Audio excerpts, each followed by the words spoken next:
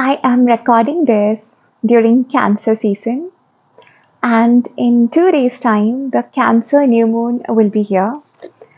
I can already feel the energy of the new moon. Now, new moon is very feminine, it's going inwards, everything is quite dark. Cancer is a very feminine energy, it's the crab, but it's also the mother who carries the little one inside of her for 9+ months, the mother who births by going through such immense a level of pains and then smiles as soon as she gets to hold her little one. She forgets all the pain that she's been through in that moment. Her breasts produce liquid gold like milk. She nourishes her little one. I love Cancer season.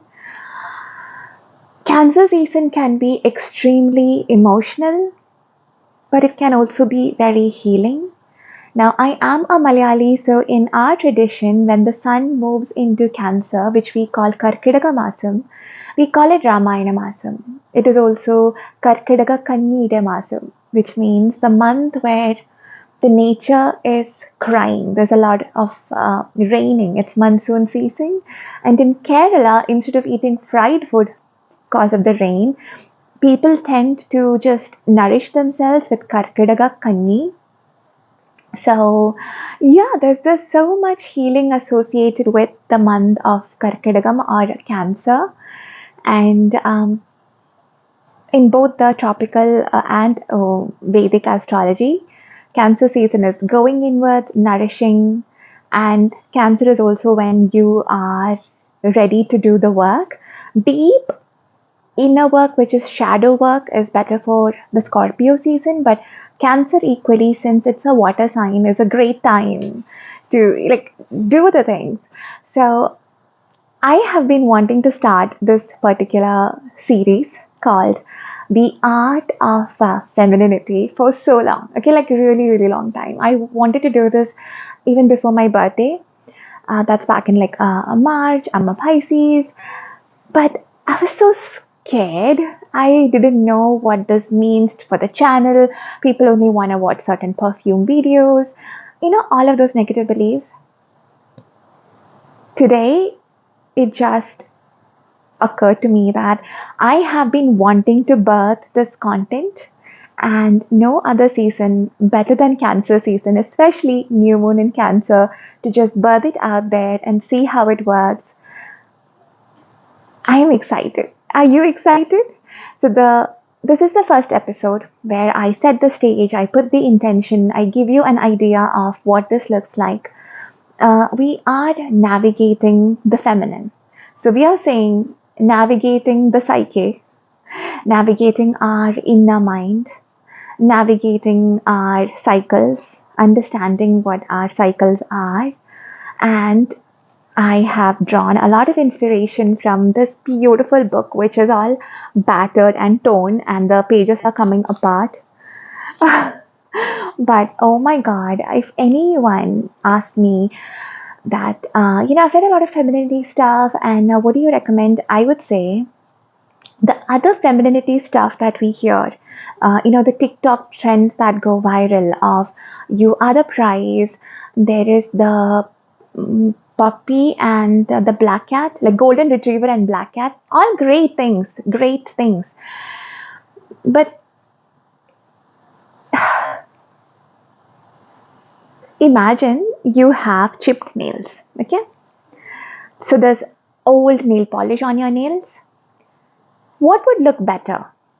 First option is you have old nail polish, but you are gonna put brand new nail polish on top of the chipped nails, on the chipped nail polish, okay? And there is no good base. You didn't work on the base. How do you think the manicure will turn out? Pretty bad, even though you are using a new nail polish. The reason your manicure will look bad is you didn't do the prep work. You didn't condition the base. You didn't get rid of the old nail polish, right?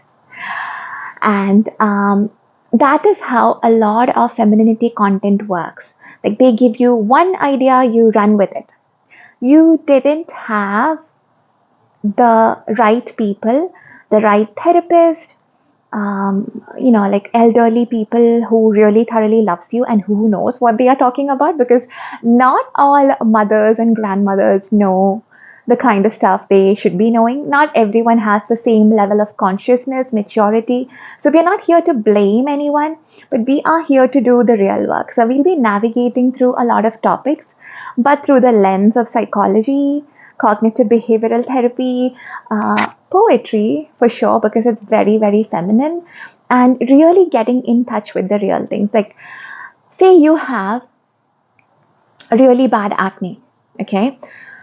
The ideal thing to do is go to a dermatologist, see what's happening, and also see if you take away lactose and gluten from your diet, how are you responding? If you add zinc tablets, then how are you responding? If you add spearmint tea, how are you responding? Maybe all of this will compound to give you clear skin. And this might even improve your gut health. And if none of this is working, then you might get into like deeper understanding of what is going on. Is it my gut? Is it my high cortisol levels? Like, right? But most of us, we do not have the time to go for that, do not want to go for that. We want the instant thing. So we just put some concealer on, put some makeup on, put more foundation, like 2 layers, 3 layers, look cakey, but that's okay. It covers the acne. Oh, now I need to do color correction. Like, I do all of that. But then if I'm having excessive breakouts, I'm like, wait a second, how is my liver doing? What am I eating? How is my gut health? What should I remove? Maybe I should go on an antihistamine diet. Like, of course, I'm consulting my doctor. So go deeper. Go deeper to have the real results. But most of us, we are like, I need to watch this one video that is made by this one girl who is 19 years old and who's never been in a relationship, and I will learn everything that is there about femininity and about being a woman from this girl. She is a content creator who wants to create a viral content, and she created it and you got some value from it. My question is, what if she is someone who doesn't have the same inner child issues like you, who does not have the same wounding like you, who does not come from dysfunctional family dynamics like you? Now, is that advice of hers the right thing for you? So here we are going really, really, really deep, gonna have amazing conversations. Put in the comments what are the kind of things you would like to hear. So starting with, I'm going to give you an introduction to our cycles. Men are on a 24-hour cycle. Okay, that means masculine cycle is related to the sun, masculine, moon, woman. So when the moon is in the new moon phase, everything is dark, everyone goes inside, and during the olden days, that is when the women used to bleed. Now, the thing you need to know is, if women are all like a tribe of women, they're all together most of the time. They're gathering together. Men were hunters, women were gatherers. So me and my gatherer friends and our little ones, we're all like taking care of each other. My friend wants to do something, so I take care of her kids for a while. Then I want to go and do something. My friend will take care of my kids for a little while. We were always in community. We were never so isolated. Being isolated was like the worst thing that could happen. We women also were taught to be contributing members of the tribe and now contributing members of the society. So it's always like give, please, please, please, please this person, please that person, keep and giving on all of that. I don't want to go on a different tangent. Let me just stick to the cycles. So then new moon is when women bleed, and then ovulation happens during the full moon time. Now, that is when a woman is most fertile. Her testosterone levels are pretty high at this time, and this is when she wishes to mate with her partner. And then everything goes downhill after that. Our PMSing starts. This is when progesterone wants to come up, but if you are stressed, if you have high cortisol levels in your body, progesterone cannot build up. This will create a lot of PMSing issues, which is like mood swings and really negative thoughts, being irritable with our loved ones. This is also the time when most of us do not want to be perceived. So we want to wear more baggier clothes. We don't feel beautiful about our body. We are very self-critical. And if we do not eat progesterone feeding foods during our PMS, what happens is our periods might come way too early. We might have more spotting. Now, what is spotting? Spotting is seeing brown discharge and sometimes even drops of blood, but you're not having your periods. So that goes to show that there is a hormonal imbalance and your cortisol levels could be high, your progesterone levels are too low. So during the phases after the ovulation, it is ideal that you do not do high intensity workouts. Okay, like 5 to 6 days before your periods, no high intensity workouts. You can do your walking. That's great. Have your cashew nuts, have your sesame seeds, have your a sweet potato. There are lots of these are the progesterone feeding food. There's even more. If you want me to go in depth of what to eat during what time, I'll let me know in the comments and we could thoroughly have a discussion. But now, as I mentioned, I am just starting out and just testing the waters and seeing, do you like this kind of content from me? So if your progesterone feeding has been done, if you have been relaxing a lot, if you have been having warm baths where you feel warm, you feel cocooned, warm baths increases our oxytocin levels. That is why after a very stressful day, you take a quick shower and then you jump into like a warm bath with lots of Epsom salt in it. After 15 minutes, when you emerge from that bath, you're like a very happy, ready to cuddle, just go take a nap kind of a person. That is because you feel cocooned. That warm bath has sent the signals to your brain that, hey, we are safe. We're not running away from tigers or lions. We are not being attacked. We are absolutely safe. It's safe to just relax and let go. And that is why women love baths way more than men do. Because we need that oxytocin. We need to know we are safe. And we just need to feel all, I could just let go. So, yeah, those are great things to do during your progesterone building time. And then progesterone building time, our PMSing time, is when the moon is waning. And when the moon is waning, we know eventually new moon is going to come and we're going to go again into our periods. Now, a lot of people have started saying things like, oh my God, you are bleeding during the full moon when you're supposed to be ovulating. You must be in your masculine energy. It's more than that. A lot of times we are in our teaching energy, we are in our giving energy. It's masculine doesn't mean you have like a mustache and big muscles or any of those things. We all have masculine and feminine essence in us. When men are being absolutely lazy and vegging out on the couch, they're in their feminine. That does not discount him from being a man. So again, very nuanced conversation that we can have, more like in-depth conversations about. If you want to know, let me know in the comments. But again, sticking to the topic, if you are bleeding during the time when you're supposed to be ovulating based on the tradition, it just means that one, we are exposed to blue light all the time. But back in the day, there was no artificial light, so we did not have anything disrupting our hormones. Another thing, you can look up endocrine disruptors. A lot of things are endocrine disruptors. Then a lot of things are phytoestrogens, which causes estrogen dominance in us. Then, as I mentioned, a lot of us do not eat hormonally.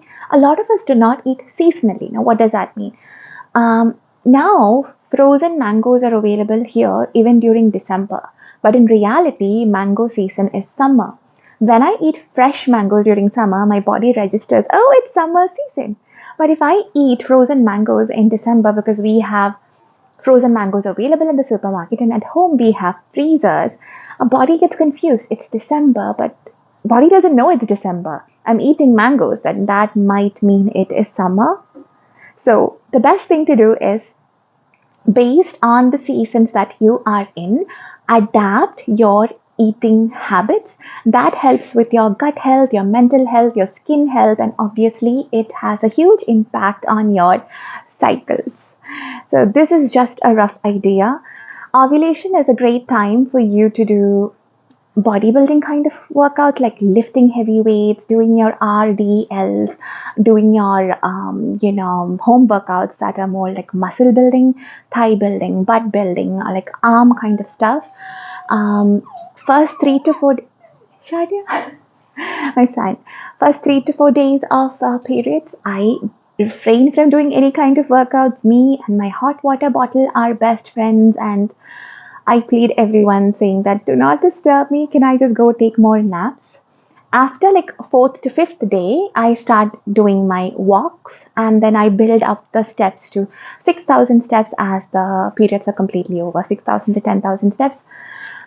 I recently heard that a study says 7,500 is a number of steps you should do every single day. After that, the benefits are not much, but I mostly keep it to 6,000 and I don't go above that.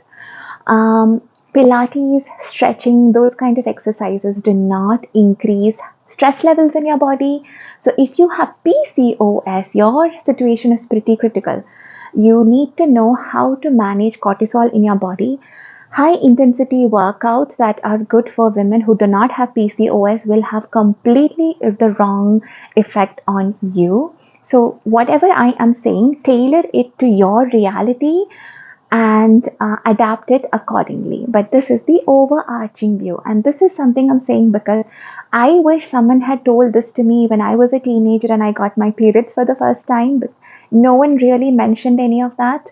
But in certain cultures, the elderly women will, first thing, it'll be celebrated. Second thing, a woman, an elderly woman, a woman or a couple of elderly women will, in the most sweetest and kindest way, tell the little girl of, how to clean herself up, how to use the cloth or pad, whatever she is using. Especially in olden days, there was only cloth.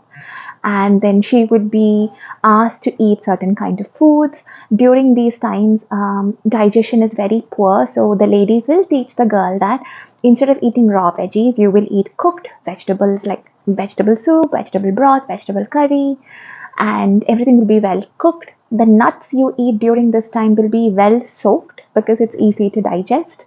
I don't think science has said much about soaked nuts, but it's a big part of Ayurveda and in different cultures as well, ancient cultures. Okay, and the I think African culture, the women are taught that their body is just beautiful and sacred, and from now on, she will take care of her body with absolute reverence. And now she is a fertile woman, which means in future there is a possibility that being with her husband and being intimate with him will give a chance of creation of babies. So when she understands that, oh, I am beautiful and now I'm becoming a woman, and being a woman means this, being in sync with my cycle means this is what my body is capable of doing. Um, a lot of body shaming stuff will not affect her because she knows she's special, her body is special, she needs to take care of her in a special way, her womb is sacred, so she would not curse her periods, she would not curse herself, and she would not obviously give herself to anyone just like that. So that is how it used to be. And before I end today's video, I just want to read something from the book. A healthy woman is much like a wolf, robust, chock-full, strong, life force, life-giving, territorially aware, inventive, loyal, and roving. Yet, separation from the wildish nature causes a woman's personality to become meager, thin, ghosty, and spectral. We are not meant to be puny with frail hair and inability to leap up, inability to chase, inability to birth, to create a life. When women's lives are in stasis or filled with ennui, it's always time for the wildish woman to emerge. It is time for the creating function of the psyche to flood the delta. It's just such a beautiful book. Any random page you open to will be like a medicine for your soul.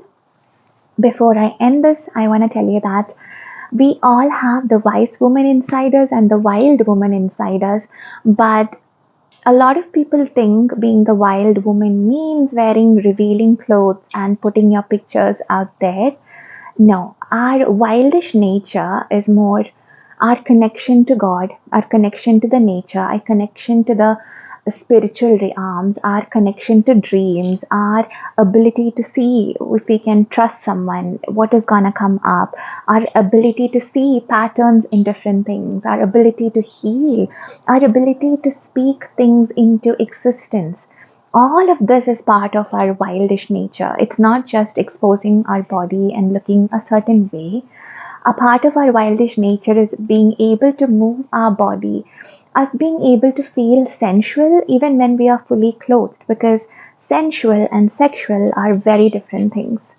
And it's just so sad that a lot of us have lost access to our wilderness because we see wild women being, you know, scantily clad, and that's not who we are.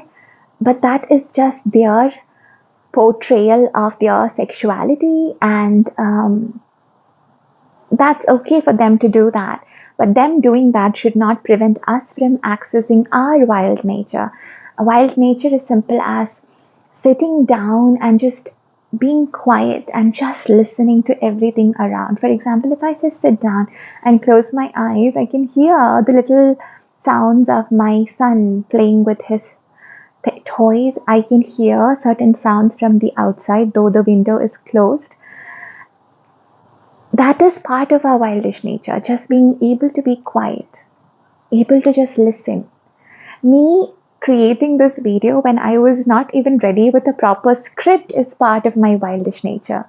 So the wise woman, the wild woman, they are all living inside of us, and we shouldn't let go of that because our perception of our wisdom and wilderness has been tainted by certain people in the society. This is not to create hate. This whole the reason for this series is for us women as a collective to go deeper into our healing, into creating things that we truly want, getting rid of things that we do not want, living a life that makes us fully come alive. Can you see how passionate I'm about this topic? Anyways, I hope you enjoyed the first episode of the series. Let me know what you want, because what you want will become the content of this series. So let me know in the comments things that we should be discussing. And that's it. Bye bye.